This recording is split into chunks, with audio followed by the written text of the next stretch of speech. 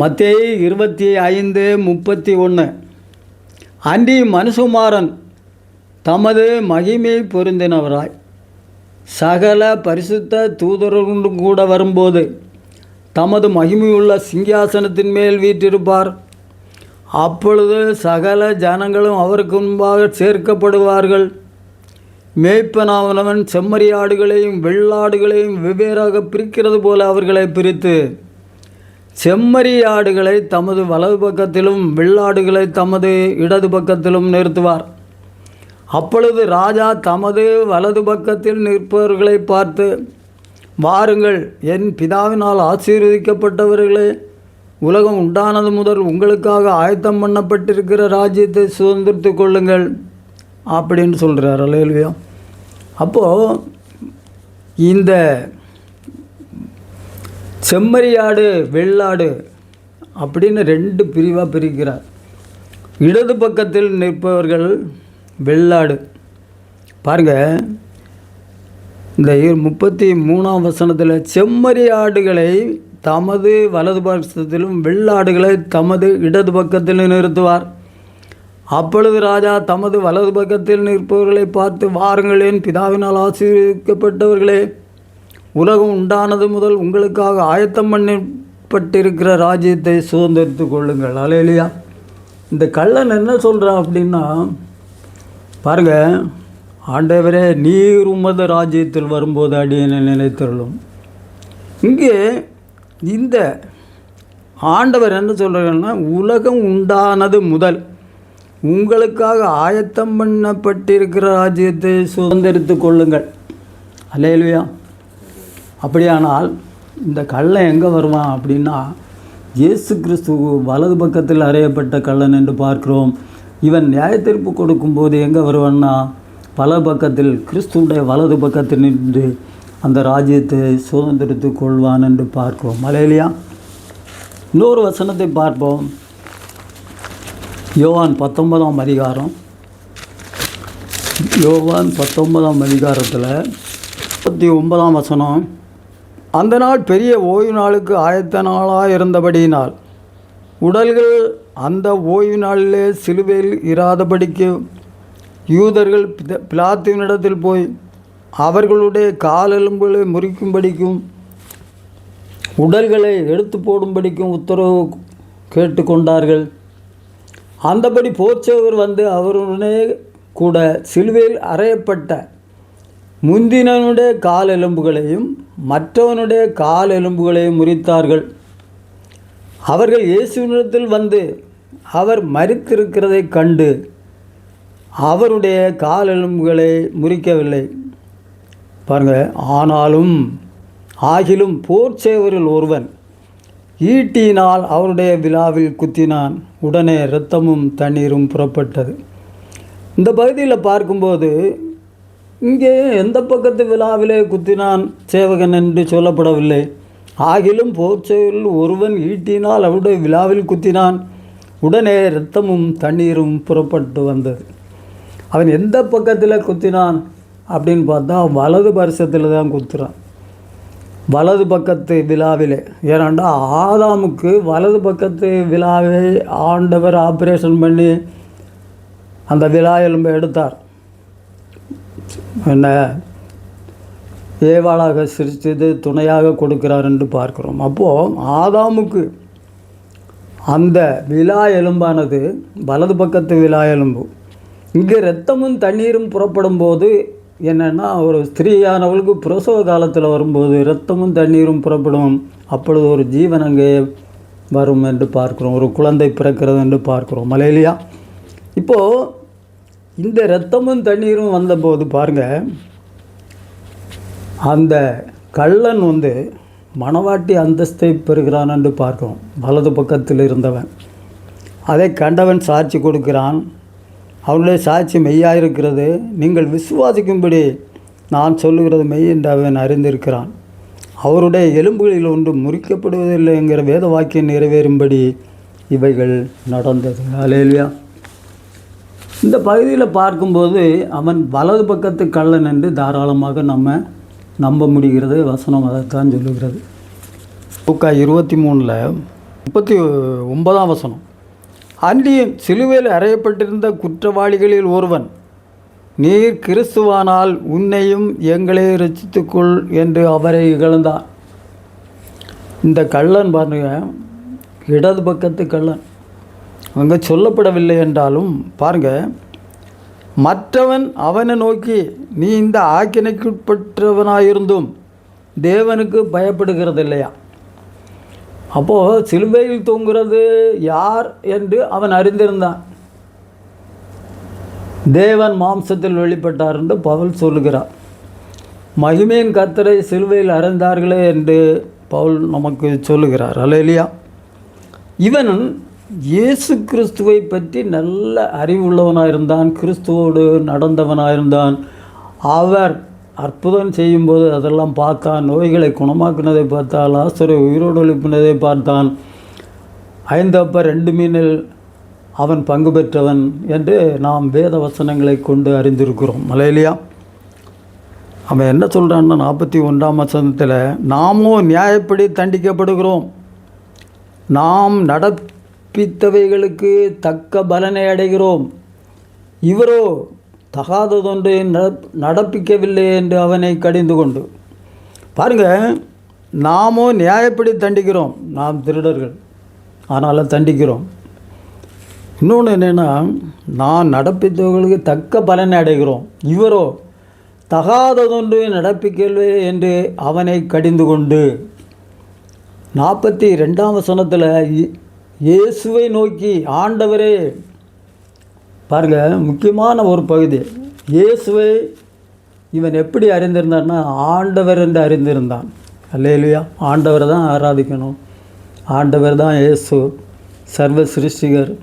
இங்கே இயேசுவை நோக்கி, ஆண்டவரே, உம்முடைய ராஜ்யத்தில் வரும்போது அடியேனை நினைத்தருளும் என்று அவன் ஒரு ஜெபத்தை ஏறெடுக்கிறதை பார்க்கிறோம். அல்லேலூயா. ஆண்டவரே, உம்முடைய ராஜ்யம், இவன் மனம் திரும்புகள், பரலோக ராஜ்யம் சமீபித்து இருக்கிறது என்று ஆண்டவர் பிரசங்கித்ததை இவன் கேட்டிருந்தான். அப்படின்னு தான் நான் விசுவாசிக்கிறேன். அதுதான் சொல்ல, இயேசுவனுக்கு, ஆண்டவரே, நீர் உம்முடைய ராஜ்யத்தில் வரும்போது அடியேனை நிறைத்திருளும். அப்போது பரலோக ராஜ்யம் ஒன்று உண்டு, பரதேசம் ஒன்று உண்டு, அவருக்குன்னு ஒரு ராஜ்யம் உண்டு அப்படின்னு எல்லாமே இந்த மற்ற கள்ளன் அறிந்திருந்தான் என்று பார்க்குறோம். அல்லேலூயா. அப்போ தான் சொல்கிறாரு பாருங்க, இயேசு அவனை நோக்கி, நீ இன்றைக்கு என்னோடு கூட பரதேசில் இருப்பாய் என்று ஐயாவே உனக்கு சொல்லுகிறேன். அல்லேலூயா. அப்போது பாருங்கள், இயேசு அவனை நோக்கி, பாருங்கள், நீ இன்றைக்கு என்னோடு கூட பரதேசில் இருப்பாய். மத்தேயு 18ஆம் அதிகாரத்தில், மத்தேயு 18ஆம் அதிகாரத்தில் 21, 22, அப்பொழுது பேதுரு அவரிடத்தில் வந்து, ஆண்டவரே, என் சகோதரன் எனக்கு விரோதமாய் குற்றம் செய்து வந்தால் நான் எத்தனை தரம் மன்னிக்க வேண்டும்? 7 தரம் மட்டுமோ என்று கேட்டான். பாருங்கள், பேதுரு கேட்குறார். பாருங்கள், திரும்பவும் அந்த வசனத்தை படிக்கிறேன். அப்பொழுது பேதுரு அவரிடத்தில் வந்து, ஆண்டவரே, என் சகோதரன் எனக்கு விரோதமாய் குற்றம் செய்து வந்தால் நான் எத்தனை தரம் மன்னிக்க வேண்டும்? 7 தரம் மட்டுமோ என்று கேட்டான். அதற்கு இயேசு, 7 தரம் மாத்திரமல்ல, 70 தரம் என்று உனக்கு சொல்லுகிறேன் என்றார். அல்லேலூயா. இங்கே 70 தரம் மன்னிக்கணும்னு சொல்லிக்கிட்டு ஆண்டவர் மன்னிக்காமல் இருப்பாரா? அல்லேலூயா. இந்த கள்ளனுடைய சிறு சிறு தவறுகளை எல்லாம் மன்னித்தார். அவன் ஞானஸ்நானம் பெற்றவன், அவன் இயேசுவை ஆண்டவர் என்று அறிந்திருந்தவன், இயேசுவோடு கூட நடந்தவன். ஆனாலும் இவன் கள்ளனாக இருந்தான்னு பார்க்கணும். இந்த இடைக்காலத்தில் அவன் இந்த அகசியா, யோசபாத் என்ற ராஜா பொல்லாப்பு செய்கிறவனாகிய அகசியா என்பவனோடு தோழமை பண்ணி கொண்டிருந்தான் என்று ஒரு வசனம் சொல்லுகிறது. அதே போல் இவன் அந்த கள்ளனோடு ஐக்கியமாக இருந்தான். இப்பொழுது அவனுக்கு ஆண்டவர் ஒரு மன்னிப்பை கொடுக்கிறார் இந்த எல்லாவற்றிலும் இருந்து. அல்லேலூயா. அப்போது ஆண்டவர் என்ன பண்ணுறாருன்னா, அவனை சின்ன சின்ன காரியங்கள் எல்லாம் மன்னித்து விட்டார்னு பார்க்குறோம். அவன் அன்று மரித்தவுடனே பல பேர் அவனுடைய காலெலும்புகள் முறிக்கப்பட்டது. காலெலும்புகள் முறிக்கப்பட்டதும் பாருங்கள், அவன் இறந்து போகிறான். அவர் அவனுடைய ஆவியை பெற்றுக்கொண்டு என்ன பண்ணுறாருன்னா அவர் கரத்தில் ஒப்புவிக்கிறான். அல்லேலூயா. ஸ்தேவானை கல்லெறியும் போது என்ன பண்ணுறாங்க? அல்லேலூயா, உங்களுடைய கைகளில் ஆவியை ஒப்புவிக்கிறேன் என்று சொன்னது போல இவன் ஒப்புவித்தான். அடுத்து இவர் உடனே மரித்து போகிறார் என்று பார்க்கிறோம். அல்லேலூயா. இன்னொரு காரியத்தை பார்ப்போம். மத்தேயு 24ஆம் அதிகாரம். மத்தேயு 24ஆம் அதிகாரம் 40 41. அப்பொழுது 2 பேர் வயலில் இருப்பார்கள், ஒருவன் ஏற்றுக்கொள்ளப்படுவான், ஒருவன் கைவிடப்படுவான். 2 ஸ்திரீகள் எந்திரம் அரைத்து கொண்டிருப்பார்கள், ஒருத்தி ஏற்றுக்கொள்ளப்படுவார், ஒருத்தி கைவிடப்படுவாள். அல்லேலூயா. இப்போ 2 கள்ளர் இங்கே வயலில் 2 பேர் இருக்காங்கன்னா ஒருவன் ஏற்றுக்கொள்ளப்படுவான். 2 ஸ்திரீகள் எந்திரம் அரைத்து கொண்டு இருக்கிறார்கள் என்றால் ஒருத்தி ஏற்றுக்கொள்ளப்படுவாள். இதே போல் இந்த 2 கள்ளரில் ஒரு கள்ளன் ஏற்றுக்கொள்ளப்பட்டான் என்று பார்க்கிறோம். அல்லேலூயா. லூக்காவில் 18ஆம் அதிகாரம், லூக்கா 18ஆம் அதிகாரம் 10-14 வரை 2 மனுஷர் ஜெபம் பண்ணும்படி தேவாலயத்துக்கு போனார்கள். ஒருவன் பரிசேயன், மற்றவன் ஆயக்காரன். பரிசேயன் என்று, தேவனே, நான் பரிகாரர், அநியாயக்காரர், உபசாரக்காரர் ஆகிய மற்ற மனுஷரைப் போலவும் இந்த ஆயக்காரனைப் போலவும் இராதனால் உம்மை ஸ்தோத்திரிக்கிறேன். வாரத்தில் 2 தரம் உபவாசிக்கிறேன். என் சம்பாத்தியத்திலெல்லாம் தசமம் கொடுக்கிறேன் என்று தனக்குள்ளே ஜெபம் பண்ணினான். ஆயக்காரன் தூரத்திலே நின்று தன் கண்களையும் வானத்துக்கு ஏறெடுக்க துணியாமல் தன் மார்பிலே அடித்து கொண்டு, தேவனே, பாவியாகிய என்மேல் கிருபையாயிரும் என்றான். அவனல்ல, இவனை நீதிமானாக்கப்பட்டவனாய் தன் வீட்டுக்கு திரும்பி போனான் என்று உனக்கு சொல்லுகிறேன். ஏனெனில் தன்னை உயர்த்துகிறவனும் தாழ்த்தப்படுவான், தன்னை தாழ்த்துகிறவன் உயர்த்தப்படுவான். அல்லேலூயா. இங்கே இந்த கள்ளர்களில் பாருங்க, இந்த 2 பேரை ஜெபம் பண்ண போகிறாங்க.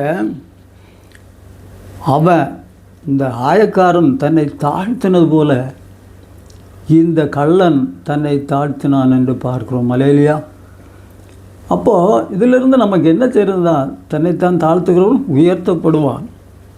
இந்த 2 கள்ளரில் ஒருவன் ஆண்டவரை இகழ்ந்தான், மற்றவன் ஆண்டவரை பற்றி அறிந்திருந்தான்.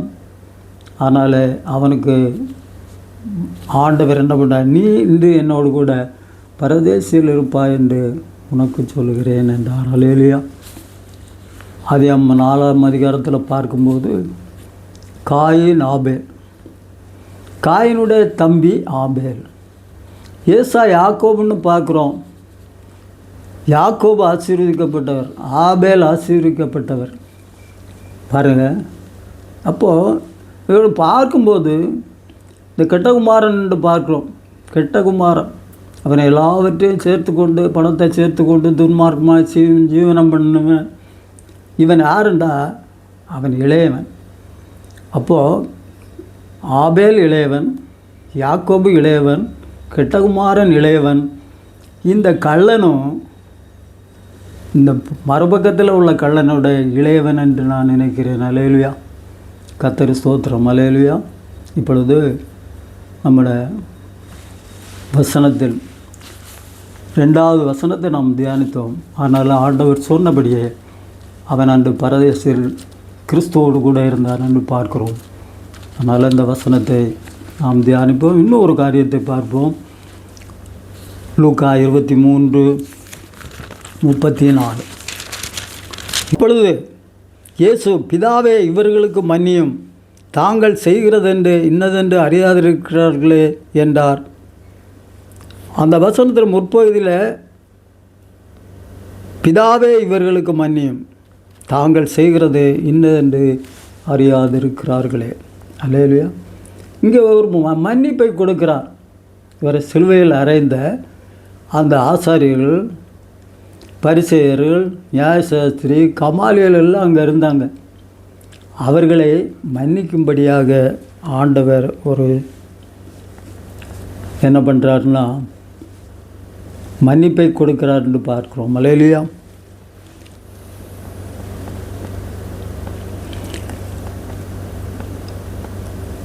நாற்பத்தி 43 இயேசு அவனை நோக்கி, நீ இன்று என்னோடு கூட பரதேசில் இருப்பாய் மெய்யாகவே உனக்கு சொல்லுகிறேன். பாருங்கள், இந்த கலருக்கு சொல்லுகிறார். அப்போது அங்கே ஒரு ரட்சிப்பை கொடுக்குறாருன்னு பார்க்குறோம். அல்லேலூயா. யோவான் 19ஆம் அதிகாரத்தில் 26, 27. அப்பொழுது இயேசு தம்முடைய தாயையும் அருகே நின்ற தமக்கு அன்பாயிருந்த சீசனையும் கண்டு தம்முடைய தாயை நோக்கி, ஸ்திரீயே, அதோ உன் மகன் என்றார். பின்பு அந்த சீசனை நோக்கி, அதோ உன் தாய் என்றார். அந்நேரம் முதல் அந்த சீசன் அவரை தன்னிடமாய் ஏற்றுக்கொண்டான். இங்கே அம்மாவுக்கு ஒரு பராமரிப்பு. முதல்ல பார்த்தோம் மன்னிப்பு, அடுத்து ரட்சிப்பு, அம்மாவுக்கு ஒரு பராமரிப்பு. அல்லேலூயா. மத்தேயு 27ஆம் அதிகாரத்தில் 46ஆம் வசனம், 9ஆம் மணி நேரம் இயேசு ஏலி ஏலி லாமா சமப்தானே என்று கத்தம்ட்டு கூப்பிட்டார்.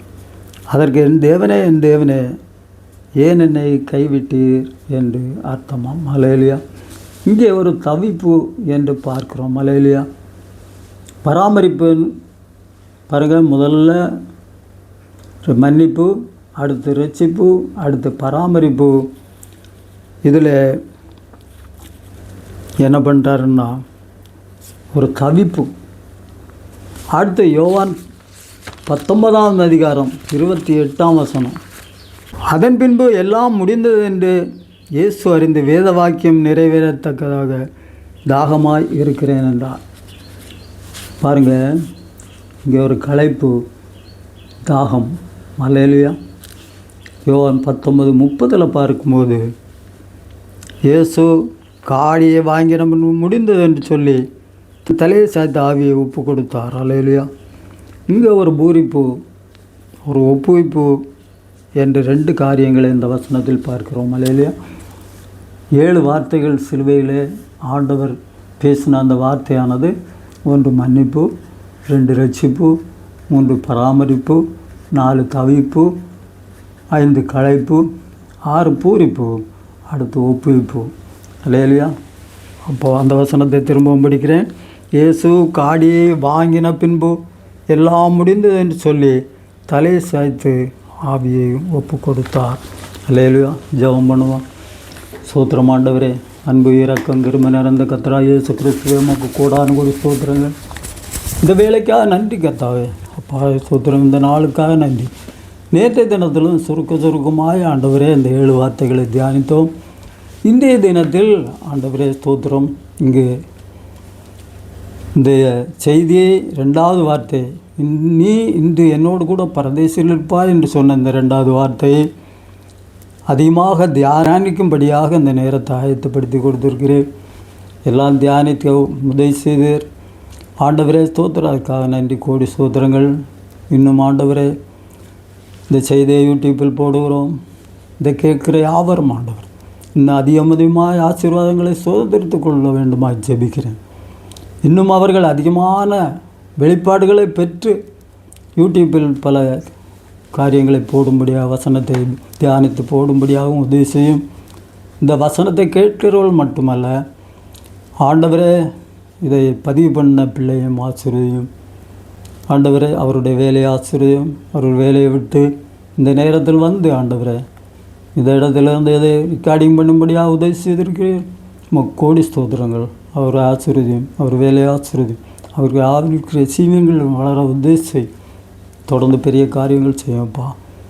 மது கரத்தில் எங்கள் ஒவ்வொருவரும் அர்ப்பணிக்கிறோம்.